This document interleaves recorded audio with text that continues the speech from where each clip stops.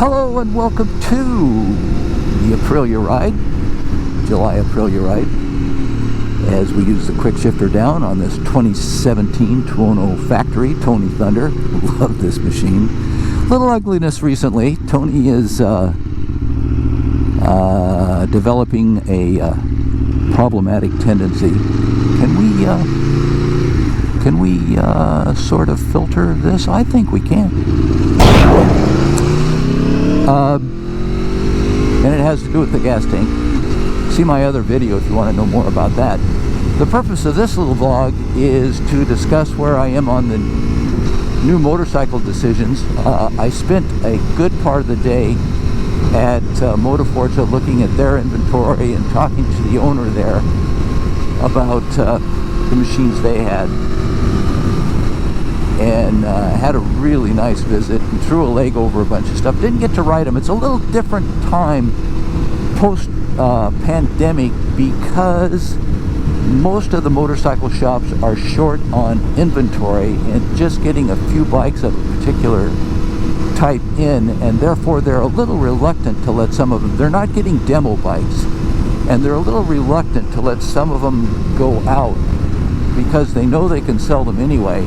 And anything that's damaged is going to be very hard to replace. So it's hard to get test ride. Now, because I know the guys at Motorforza, they're very friendly, they will let me test ride some of the machines. I could roll them around the block so I could at least get a feel for them. But I don't want to do that until I'm really more serious. It's not fair.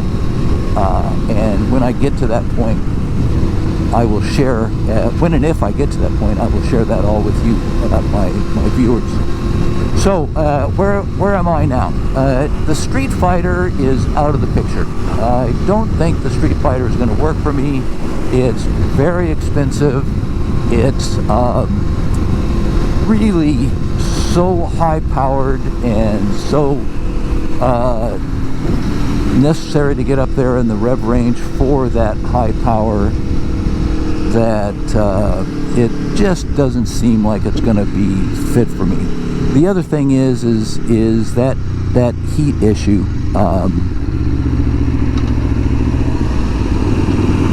Which is present.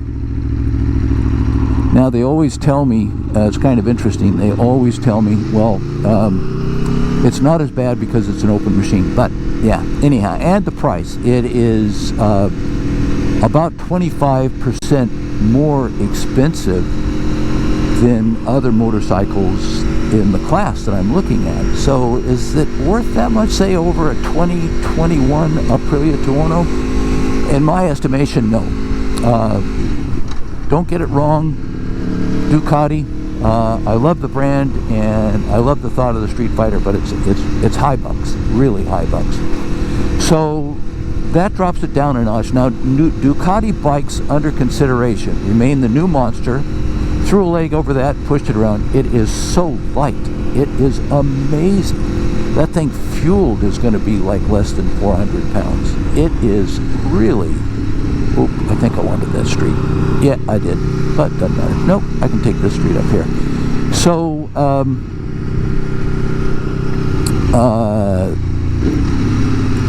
the Monster is up there. It is really a lightweight machine. I can essentially... darn. So I get to follow a full dump truck. Ugh. Feel for me. First world problems. That's first world problems. So, and it is really marvelous. It's for an Italian motorcycle in a reasonable price range. $10,000 or thereabouts, less than the Street Fighter, and it's got a lot going for you. And I'll admit it, since I've owned a Ducati, I've become a bit of a Ducati fanboy, and I like being a part of the clan. Ducatisti makes you feel all cool. So that's there. The other one is the new 950 Super Sport. Now, Super Sport gets a bad rap, but it's 950 cc's, 125 horsepower. It's got the full looking anyway fairing on it. it's really beautiful. So you get to pretend like you're, we're going to keep going on here and enjoy our ride. Yes, is there a car on the other side of there? No. It's got the full fairing on it. It looks Panigale-ish, and people who will look at it certainly won't know that it is not a Panigale. It handles well. The reviews on it are, well, it's a tepid Panigale. Well, ladies and gentlemen, a tepid Panigale is still quite a machine. And it's beautiful. Single-sided swing arm, and all the stuff. Really like that. The other one that I saw at Motoforza, do you just see me? Yeah, this is where you got to watch out. Keep your eye on that front tire. So, the other one is the Triumph Speed Triple. That, if you throw a foot over that machine, it's a little tall. It's a little taller for me. It's a machine. I mean, you know, you're on something pretty substantial, and it is quite a nicely put together machine. In fact, of those that I looked at, the apparent build quality, that is wires hanging out, fasteners put in, and just looking finished and sort of thought out in detail, the apparent build quality is very appealing. It is quite a machine. There's an iconoclast in me that loves the idea of 3 cylinders too. It's fun, it's different. It only happens in motorcycles nowadays. I had, some years ago, you can check out the video I did on it, I had a MV Agusta Brutale 3-cylinder. It was a raspy little thing, 800 cc's, 120 horsepower, I think. And gee, that machine again was so very light and just a lot of fun. And the idea that 3 cylinders was pretty cool. So that Speed Triple has got kind of a hold on me in terms of machines under consideration. I mean, it really looks well put together. Last on this list that I'm going to share is, of course, the Aprilia. I'm riding this Aprilia. This bike is great. Right now, riding it right now is so much fun. The motor sounds amazing. I unplugged my external mic by accident a while ago, and I just got the motor sounds, and the GoPro 9 did a great job of canceling out wind noise with this little external wind muff. Can't ever tell if this is real dust on this road or not here.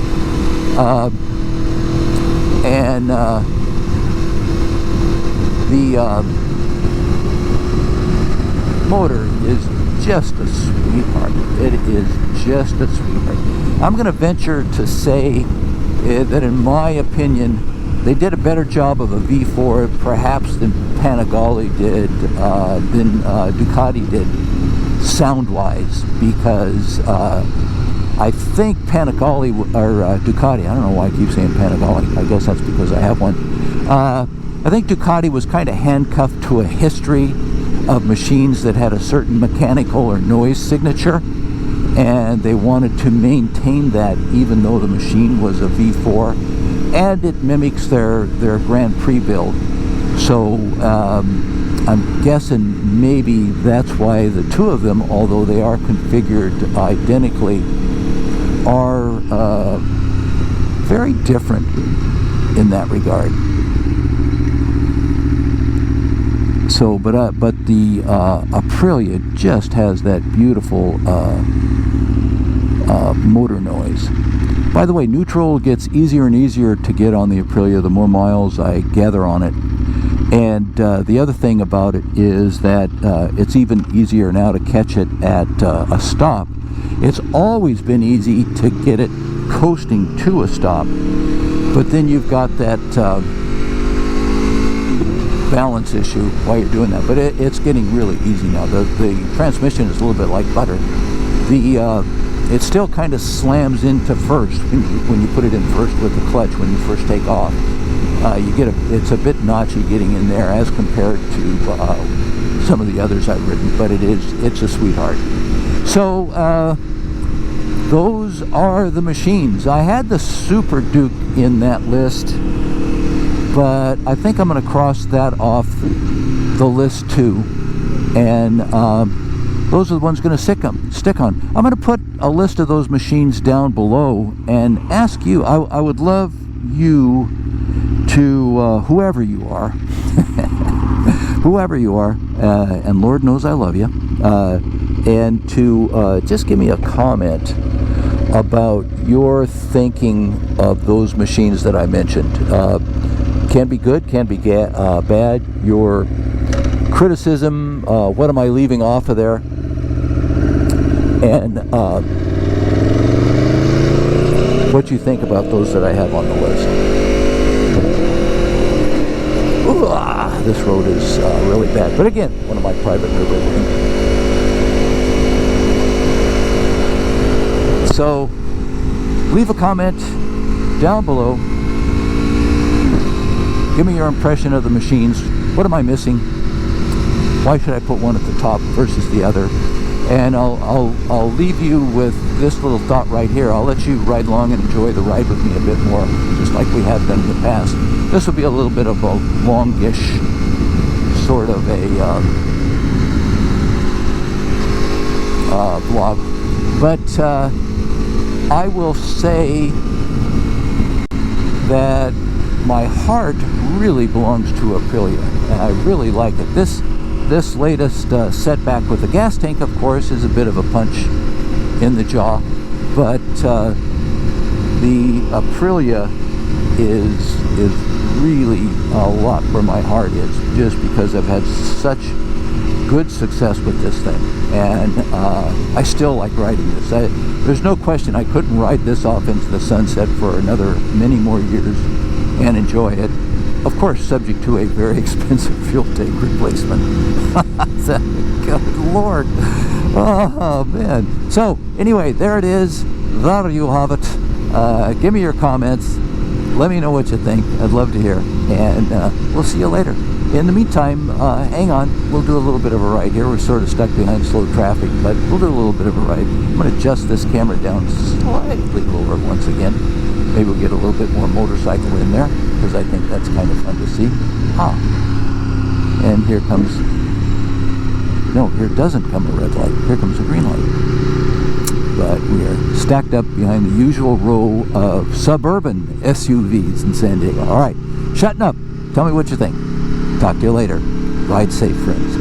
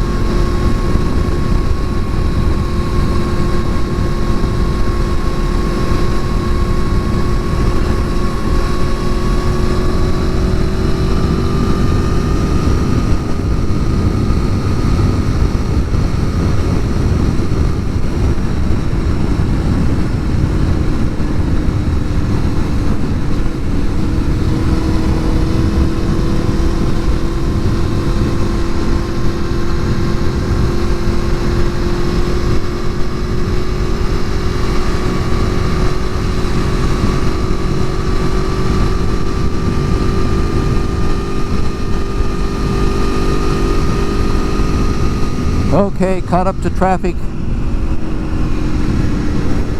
And heading right now into beautiful Wistful Vistas in suburban San Diego. See you later.